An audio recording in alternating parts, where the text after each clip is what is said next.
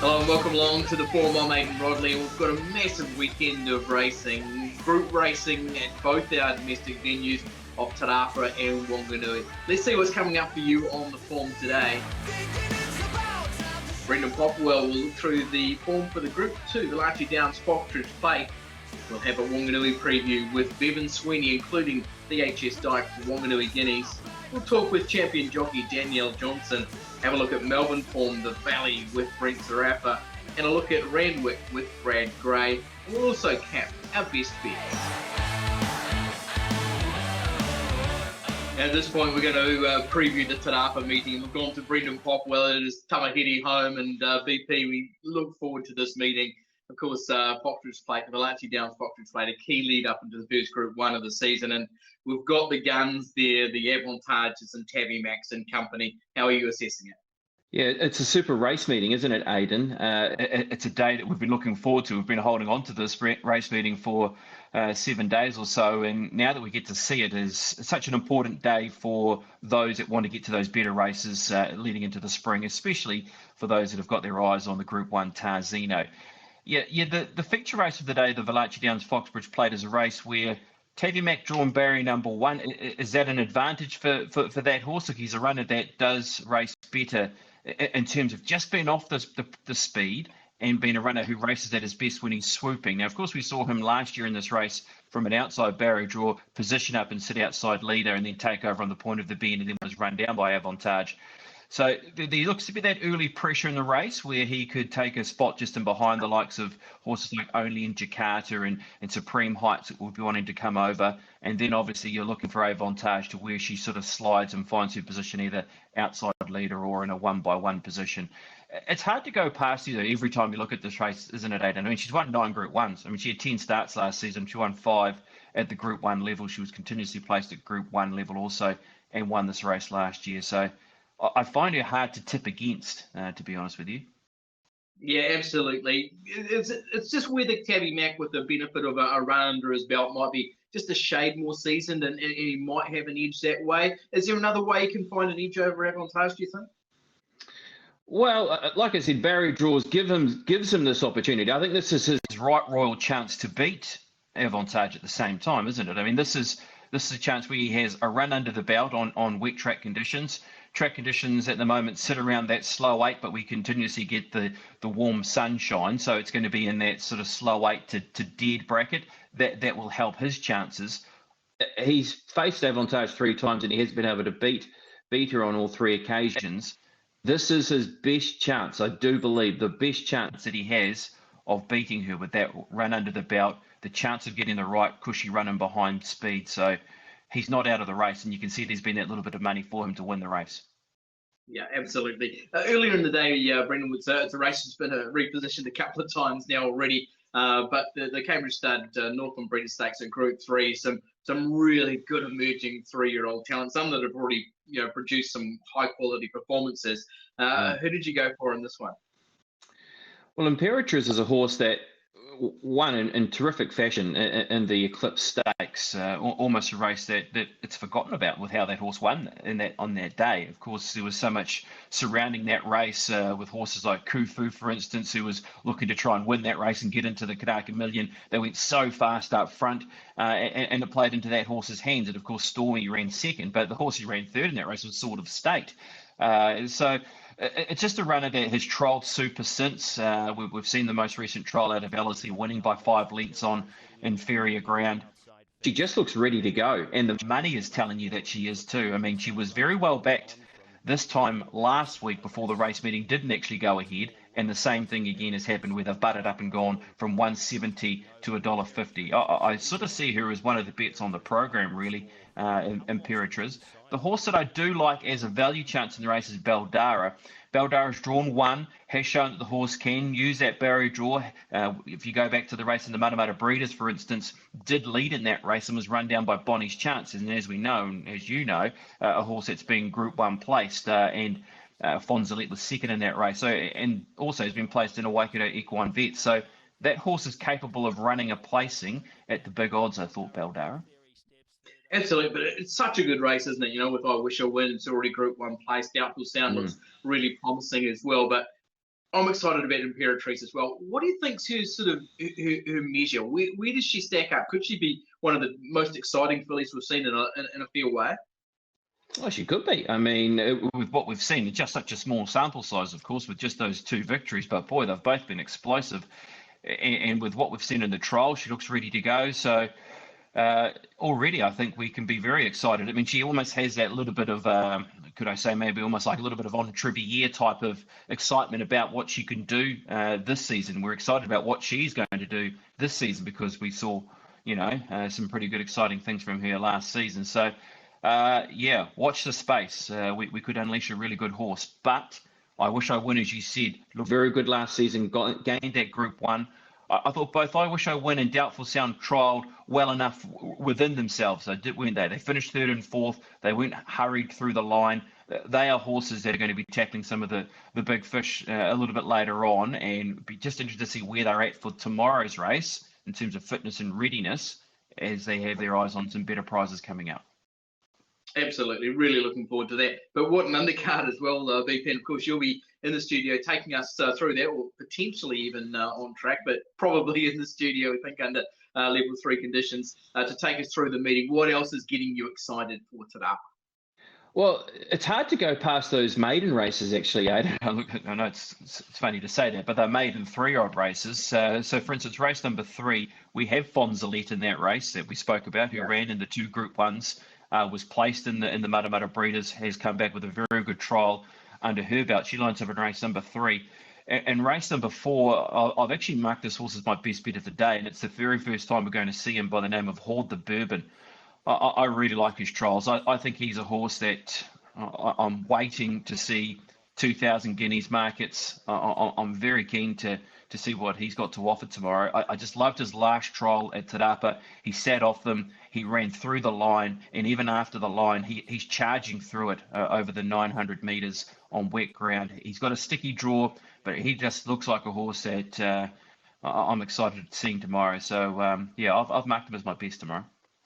That's the exciting part, isn't it? This time of year, we're seeing those emerging 3-year-olds, and that's what's getting us excited. So tell us again how you're playing your best and maybe even a value through the day.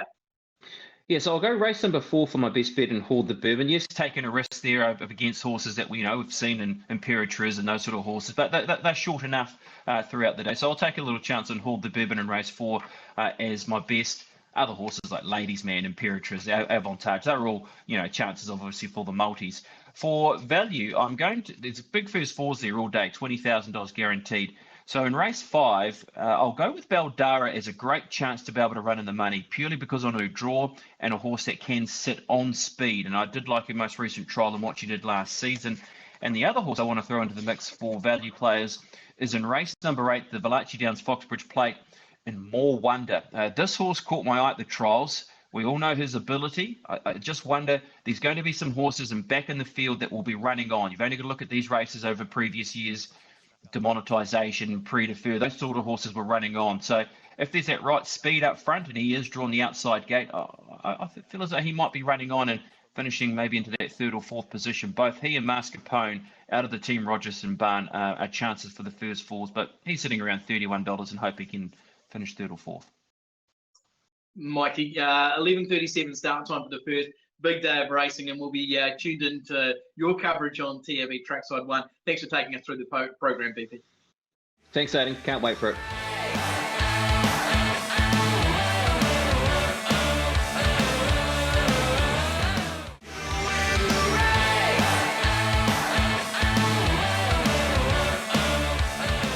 We'll take you to the Wairarapa where Bevan Sweeney standing by for us to have a look through the Wanganui card, and great to see CB racing back on a Saturday, Bevan.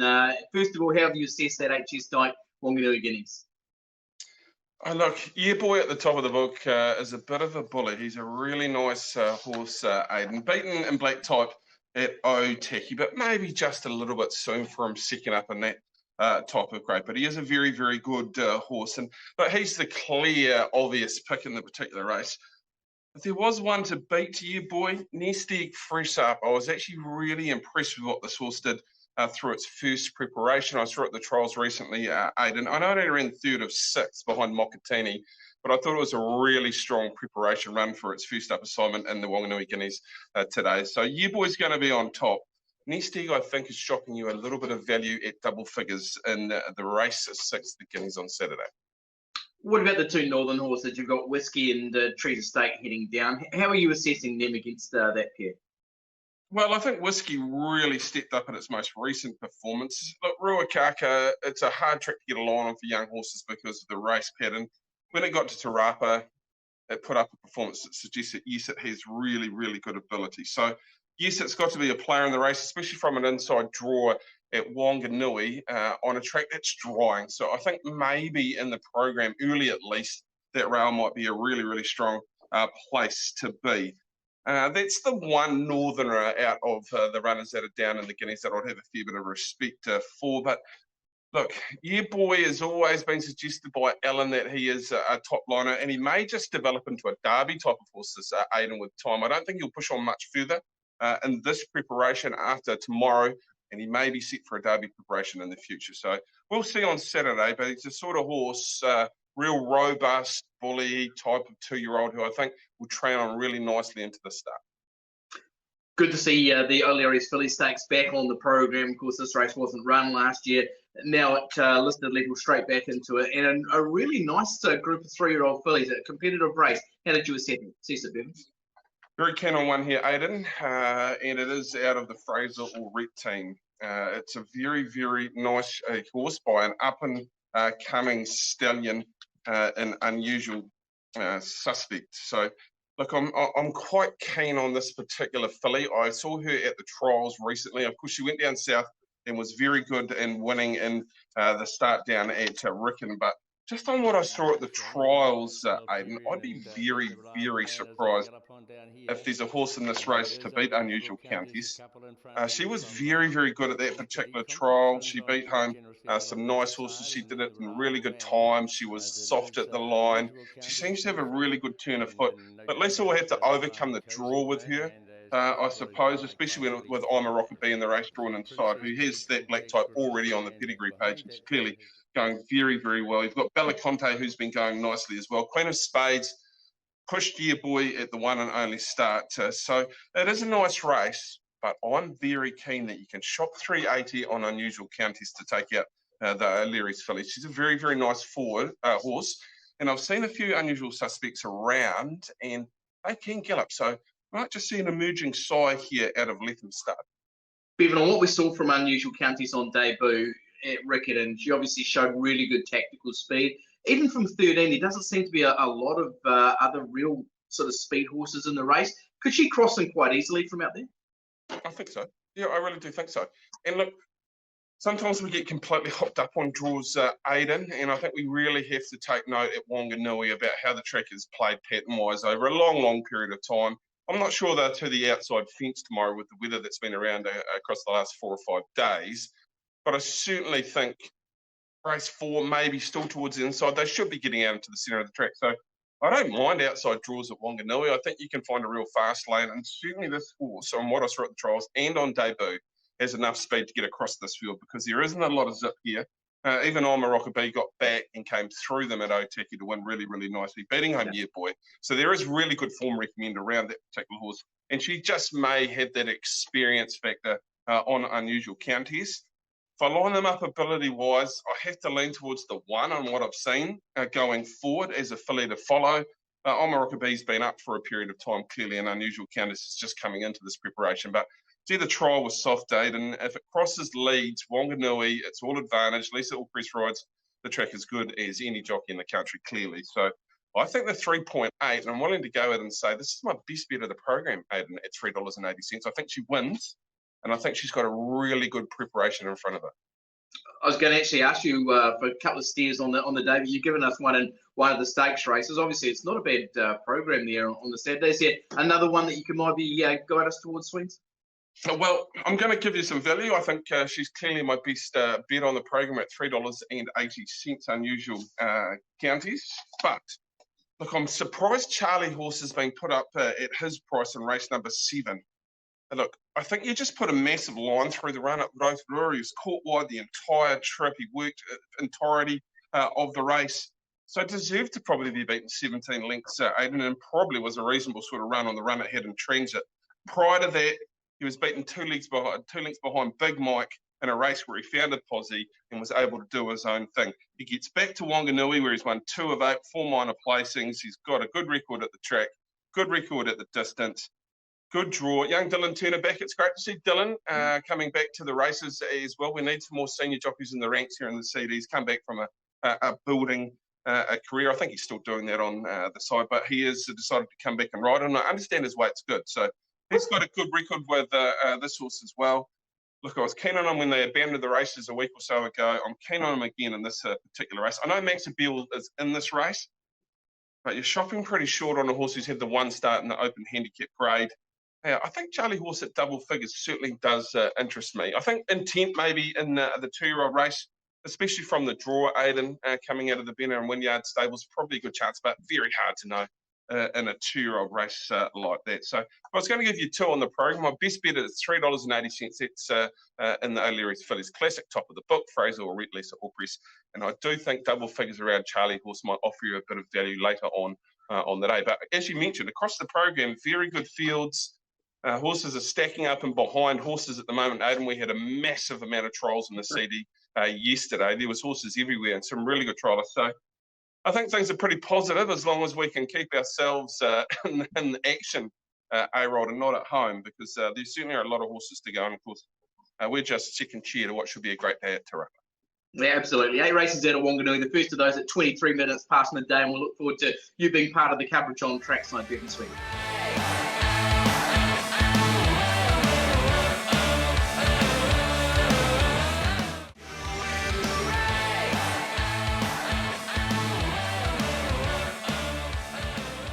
Okay, let's get you off to the Cambridge Trials where Danielle Johnson's about to sit on some pretty nice horses I'm picking. But also, Danielle's got some really nice horses to go around at Tarapa on Saturday. Avantage in the Valachi down Fockridge Plate, one of those key rides. You must be really excited about this chance. Yeah, for sure I am. Certainly felt like it was my lucky day the other day when obviously Opie found out he wasn't allowed to come down, which is unfortunate for him, but it's been good for me at the same time. So really looking forward to teaming up with her again. And we've got a bit of a tricky draw, but I'm hoping there's going to be a bit of pace on, which will suit it up nicely for her. Is she part of that pace, do you think? I think Sam Spratt she'll be the leader in that race. As we've seen, Avantage has led over 1,200 metres before in a Group 1. I would say the pace is going to be a bit more brilliant than that day. So whether we ended up, a couple back, I'm in a pretty happy position there. But I do think they're going to run hard into that first corner. We know what Avantage means to you, special horse to you. But in this race, what are your expectations with you? Oh, to win, of course, Aidan. That was a silly question. It's always nice to go out expecting to win. Obviously she's the class act in the race. She's fresh up into it. I know probably people have a few doubts about that, but I mean, Tavi Max, the second favourite, and he had his one first up run, but that was quite a while ago. So Avantage with a time apart from trials to race day, she's always been able to have those gallops. So I don't think Jamie will be leaving her one short. Absolutely, and the word has been really strong about what she's been doing in training too, isn't it? Yeah, I rode her on Thursday morning and very happy. That was the first time I've had a proper sit on her. This time Opie's been doing most of her work, and she's just riding horses like that makes your job a lot dreamier. Exactly. The other feature on the program is the Group 3 Cambridge Stud Northland Breeders' Stakes. And you team up here with the Imperatriz, who's a really talented 3-year-old. How excited about this one? Yeah, she hasn't faulted us in her 2 starts, and she's got so much ability. It's quite scary. The way you don't ride many horses that you give them a click and how quick she clicks up into gear, and that's her. You would have seen that at Ellerslie, her last win. She's got so much speed there. Absolutely, and the format of the race, you beat home Stormy, you was a Group 2 winner, you beat home Sort of State, had come out and been the star 2-year-old of the season. What is she capable of? Wow, who knows what she's capable of, but what she's shown so far, her, what she's going to do this season is pretty unlimited. Yeah, she's ready to go for Saturday though. Yeah, again, her work leading up into this has been super. I can't fault her whatsoever, and her trials have been great. She's just a real little racehorse. Okay, I'm just going to pick and choose a couple of horses, just get a couple of comments out of you from Danielle. Fonzaletta was excellent last season. What are you expecting from her first up? She should go really well. It's probably the first time that she's actually got half a decent draw. Every race last prep that she drew the outside and was sort of forced to go back on her, but she's got a pretty phenomenal turn of foot. She raced against good horses last prep, and she was just shy of winning a stakes race. So going into Saturday or tomorrow, I'm pretty excited about riding her as well, and her work at home's been great too. Yeah, absolutely. I spoke to Alan Sharrock yesterday. He's really confident with Ladies Man, who was a wide margin winner, 2 starts back, luckless last time out. What about your thoughts on him? Yeah, I said in an interview earlier, it's always nice riding one of Alan Sharrock's when he brings them up north, because he's such a great judge. Ladies Man, he's got a bit of weight to carry tomorrow, but I don't think it's going to be too much of an issue. We've got a nice barrier draw. We are coming back on a bit better track than what he has raced on, but as I said, Alan Sharrock's steering that ship, so I've got full confidence in him. Okay, No Veer from Jamie Richards' barn obviously showed any amount of talent as a 2-year-old. What about for this horse, Danielle? His first 2 starts were great. There's a little bit of a mishap in the gates on his third start. Talking to Opie, he said No Veer's flying, so I think I'll take Opie's judgment there. But looking forward to getting on him and having a little ride. Okay, Naval Fleet in the last trial was very good, and we know she's got any amount of ability, and colours you've worn to plenty of success in the past as well. Yes. I always say that Sir Peter's my favourite owner, despite what I say to other people. She goes really well fresh up, and as you said, the trial was super. So Gary Cossey is a great planner to where he sets his horses, so she'll be right on target. On the whole, Danielle, looks like a pretty attractive type of book. You must be excited about getting to Tarapa on a big day with a book like that. Yeah, and like as you see behind me, the sun's shining. The track's going to come up beautiful tomorrow. This is what we ride all season for, coming into the spring racing. So really looking forward to it, and I've got a bit of horsepower in behind me tomorrow. Yeah, and absolutely. And some others winning chances that we haven't touched on as well. Really appreciate your time. Go well at Tarapa, Danielle. No worries. Thank you.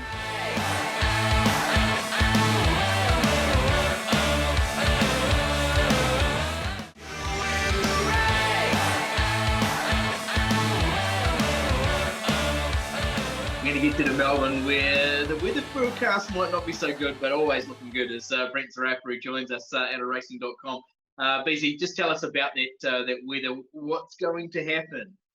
Well, at this stage, the forecast is for between 20 and 35 mils of rain on Friday evening leading into Saturday. And the track at this stage is currently rated a good 3 and would be quite firm. Now, the Bureau can be a little bit hit and miss. It's saying 100% there is going to be rain. So it's just up to how much falls. And traditionally, Moonee Valley is a type of track that when we do get rain the day before or even onto the day, it can sort of deteriorate quite quickly. So I'm just a little bit fearful that if the rain does come to the forecast levels, that we could be on a track that ends up potentially in the heavy range. But I suppose the range between a good 3 where it is now and maybe a sort of a soft 7 or heavy 8 is quite dramatic in terms of how the races will be run and what sort of form comes to the fore. So I'd be suggesting be very nimble with your thoughts on the meeting and wait and see what happens on race time. Yeah, we can't be 100% as tips as any time anyhow. So we're going to ask you to try and be as strong on a percentage as possible in a couple of the races. First race we're keen on having a look through is the Fee, and obviously we've got those couple of Cambridge horses heading there. Elephant, who's right in the market after a really good first up run over there, and also the Chosen One, who we know is really well performed in Victoria as well. How are you assessing the race? Well, starting with the Elephant, it was a terrific win at Caulfield first up here, and obviously extended that unbeaten streak. Did it in really good time, rated really well, comparative to traditional 1400 metre races here at Caulfield. The big question mark is now going from a benchmark 84 at handicap level up to open Group 2 weight for age at set weights with some, not the best weight for age horses in Victoria, but certainly towards the top echelon. So he looks an exciting prospect, drawn down in barrier 1. Now, that may be somewhat of an advantage, but it could be a significant disadvantage if they're getting right off the inside. So I'm not sure how to assess him just yet, but with an unbeaten horse who is still on the way up, it's good that the connections are having a throw at the stumps, because if they happen to get the result, they get a golden ticket into the Cox Plate. With the Chosen One, interesting that Damien Lane had a prior booking sticking with the Chosen One. He obviously rode Elephant last time out. Blinkers on, did gallop quite nicely at Moonee Valley earlier in the week. So Murray Baker and Andrew Forsman have given the horse the opportunity to stretch his legs at the track. I still feel that 1,600 metres around the valley might be on the short side for a horse who I would assume is heading towards some of the staying features again. But he is a quality individual, and in a race that's very open, like you're looking at a horse like Superstorm, who's one of the early favourites, probably going to get back.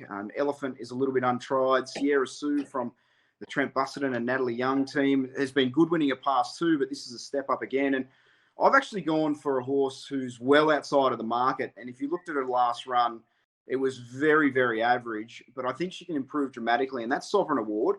I think she's the leader here, and I think she's a mare that really relishes wet ground. So if we happen to turn up and it's in the soft range or bordering on heavy, she just might be hard to catch. And in a race that I didn't have a lot of confidence, I was just going to stake down at around $20. I thought she was not a bad play. Okay, sounds good to me. Another race we're really keen to get your thoughts on is the Chautauqua Stakes, and obviously there's New Zealand interest there through not only Irish Flame, who used to be in New Zealand, but these days with Brett Scott, our Group 1 1,000 guineas winner Karma Lass on Australian debut, and also Just a Canter, who's now switched to Patrick Kane. How does that trio sort of fit into this race?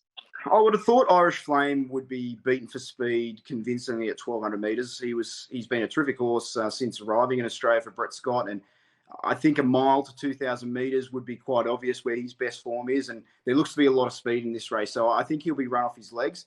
I've got a similar feeling with Karma Lass, even though she's, the market's saying that she's not exactly one of the main chances at this stage, but I would have thought, just looking at her form at a glance, 1,200 metres around the valley with a lot of speed, again, just might be run off her feet in the early stages, and you'd be wanting to see her hitting the line and looking towards some of those mares contests at 14, maybe even out to the mile deeper into the campaign.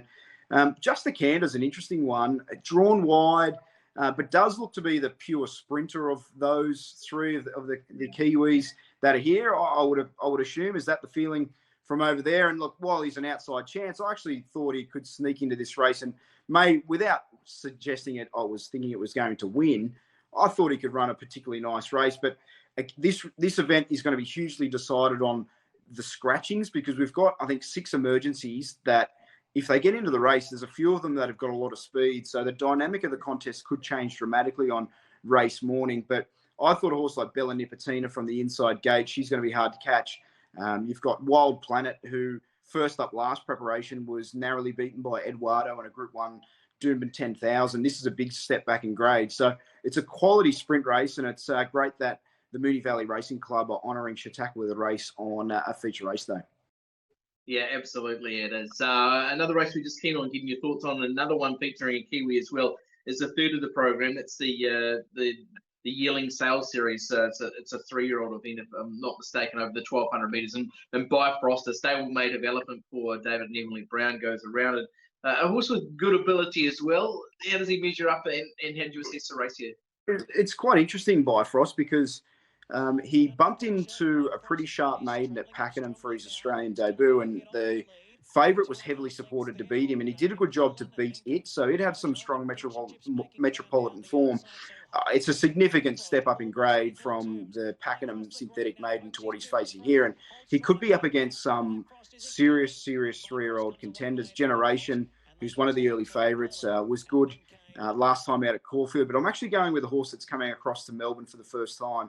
Goes by the name of Taunting from the Michael Hickmott team, which is trained in South Australia. And Michael Hickmott has suggested this potentially is the best horse he's ever trained. Now, he's not one to be shy in talking up his horses, but If you look at the recent jump outs of Taunting, he does look to be absolutely flying. And I think he'll go forward. I think he'll be extremely hard to beat with Brett Preble in the saddle. So while it's a significant test for Bifrost, it's good that they're having a throw at the stumps.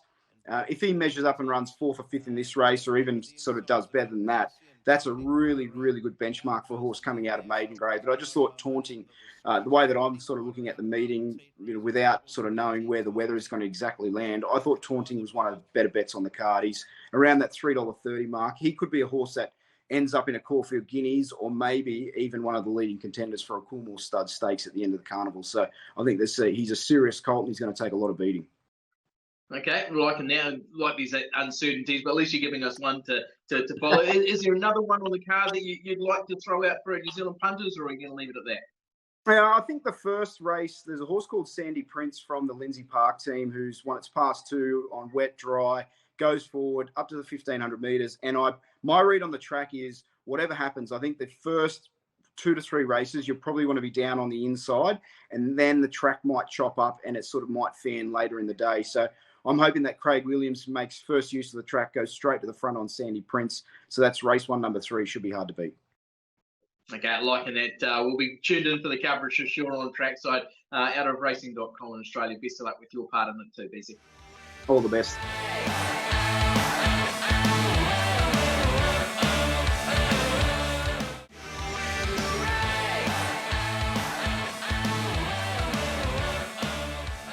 We're going to focus on Sydney racing now and a return to Randwick as well. We've grabbed Brad Gray in to talk around the Sydney meeting. And Brad, obviously it's a good meeting. Chelmsford, a couple of really good support races with the Tramway and the Curious, and a couple of former Kiwis we'd like to talk about with you later on as well. But first of all, just tell us about that Chelmsford. How's the weather and how's the field for the feature stacking up? Yeah, it's a belter of a card right across the meeting there at Randwick. At the moment, we're on a soft 5. I'd expect us to get to a good 4 in the morning. There's a bit of rain forecast for later in the day, but they are talking maybe 4 or 5 o'clock, so fingers crossed we get away with it. But certainly these first couple of races should be clear. The Chelmsford, really competitive race. All the money early has come for Cascade, and he's a horse that I have a love affair with. He owes me a bit. He got me home in the Doncaster. That was actually the last time he won a race, and that was over the Randwick Mile. So that sets up really well for him. Weight for age, he's one of the best suited horses in the race. Can I now tumble in at a price short of $3? That makes me a little bit nervous. But what I do think is that he'll settle a lot closer than we saw in the Wink Stakes. He got way out of his ground. He copped a hip and shoulder at the 350 metre mark and pretty much got turned sideways. And then he picked himself up to still run home really well. I think with 2 stayers drawn to his inside here, he's drawn barrier 3. I'd be very surprised if he's not midfield. And if that's the case, he should be close enough. If good enough, outside of that, Think It Over is the horse that profiles really well as well. I imagine that they'll roll forward on him. Again, he is a genuine weight for age miler, and there aren't too many of those in this particular race. So I think they're the 2 horses to beat as the market reflects. It's good when you get a horse like Cascadian, who for you've obviously got a real handle on, those strengths and weaknesses. Are the weaknesses enough to just make you a little bit cautious, or are you confident enough to be going for it? Yeah, no, it makes me nervous because he's a horse that needs everything to go right. He generally drifts back. As I say, I'm just hoping he can be a little bit closer here. That's normally his Achilles heel in terms of where he gets to in the run. And he's going to need the seas to part at the right time. And when you're diving into a horse, as you know, at $3 or shorter, you'd like to see them more and often than not be a horse to make their own luck. So if you're relying on a few other horses to get out of the way, yeah, it can get a little bit nerve-wracking. Okay, let's look earlier in the card. A couple of stars returning. One of those being in the Concord Stakes with Nature Strip. Takes on a lot of bad field with the likes of Trekking in there as well, but this looks a really suitable option for him. Yeah, it does. Nature Strip, he's obviously the top of the pops as far as our sprinting ranks go. $1.50. He was rolled at $1.45, I think, off the top of my head in this race last year. That was by Gytra. With all due respect to his rivals this year, I don't think there's any at that level just yet. Anyway, maybe a horse like Wild Ruler can get there in time, but it's a big leap to think that he's going to get to that level in the space of a preparation or 2. He looks to get some kind of control in the race, which we know is key to him. If he finds his rhythm, he's really hard to beat. And he's a horse that always trials well because he's a speed horse and they always trial well. But I thought his trial this time back was as good as he's ever gone because the rhythm he got into was beautiful. He's a horse, as we know in the past, he can get a little bit keen, but he dropped his head and then really ripped away from his rivals. But if you're going to throw him into your multis, what I will say as a little aside, I went back and looked at his SP profile, and just to make you a little bit nervous, when he started $2.20 or shorter in his last 14 starts, he's been beaten in all 5 of them.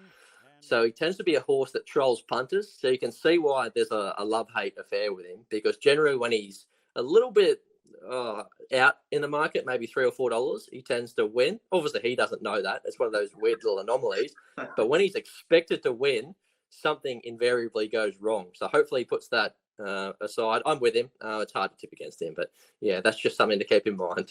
Absolutely, good set too. We'll have a look at the tramway because this is the return of Zaki. Whether the 1400 meters is it going to be too short for him, because obviously he's a high class horse and the real standout, especially from a real fan sort of point of view. Yeah, well, over the winter, he put up his hand as potentially being the best horse in the country, throwing down the gauntlet to Very Elegant. So, yes, 1400 metres is short of his best trip. But I think when you're talking about a horse of that calibre, he should still be too good. We're not talking about 1,000 metres to 1,200 metres. So I think 1,400 metres still allows him to find his feet somewhat. We've seen him over the mile in Australia. We've never seen him over 1,400 metres. And I know a few people out there are saying, well, his 1,400 metre overseas form is not much chop. But he's a completely different animal. Now, what he's done since arriving in Australia, he ran a cracker in the Doncaster from way back in the field. That, of course, being a mile. The way I've mapped the race is I think James McDonald gives him an early push and he finds himself 1 out, 1 back. And if that's the case, I think his class takes him a long, long way in this race. And Dreamforce, he warrants respect. He's won this race the last 2 years and he generally improves really sharply. Second up, as he's got older, he tends to need that first up run. And 1,400 metres dry track, natural weather, bounce to the front. That's an ideal setup for him. But as I say, I keep referring to the fact that Zaki, if he's the best horse in the country, surely he's still good enough for Group 2 against this field. Yeah, very cool. Make a really sage point there too, Brad. The other race we want to get on to just before we look at the undercard and your bets is the Furious Stakes. How do you assess this one?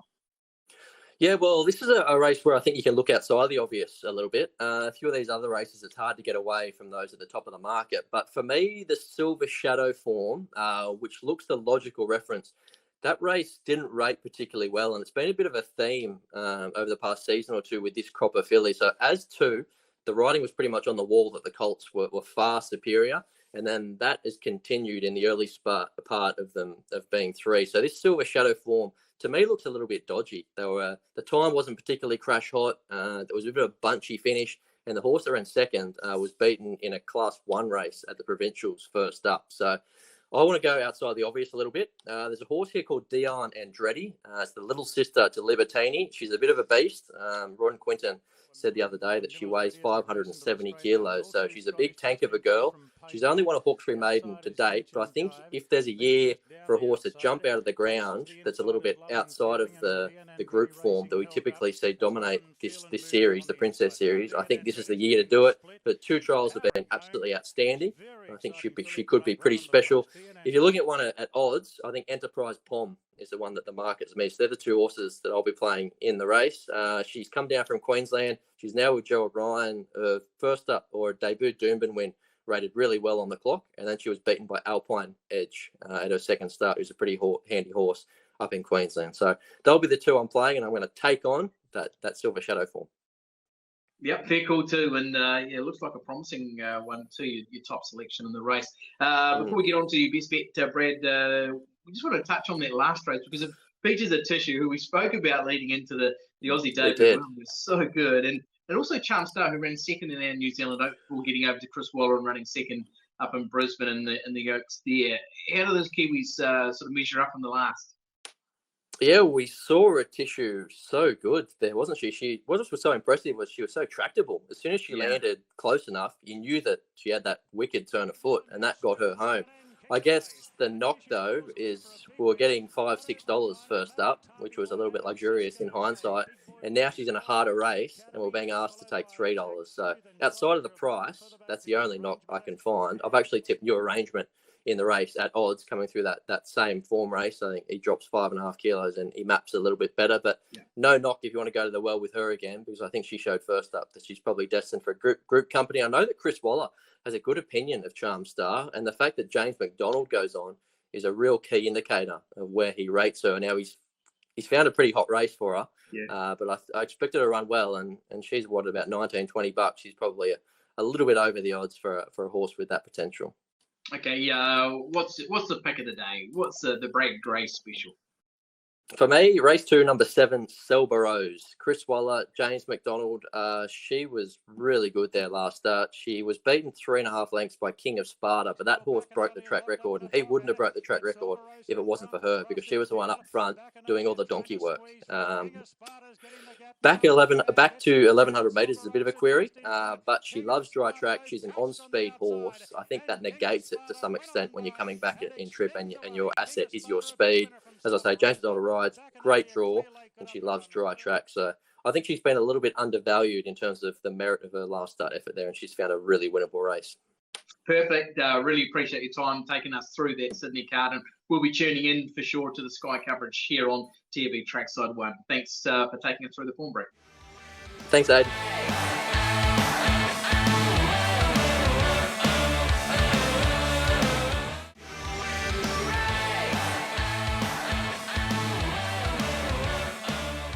So really good to get all that information from some of the key tipsters through for the weekend racing. Now it's a chance to have a look at their best bets.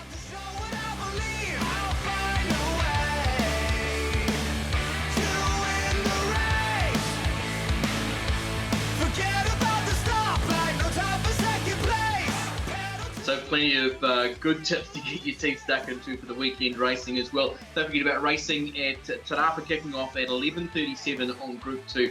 Boxbridge Fake Day, and the 8-race card at Wanganui at 12:23 start time there, and then we can get stuck into the Australian action as well. That wraps up the form this week. Join us on Wednesday next week as we look through the Cambridge card and for the weekend as well. And don't forget about racing at Ashburton on Monday, also Taupo on Tuesday, of course Cambridge on the all-weather on Wednesday, among some really good harness and greyhound content here on Trackside as well.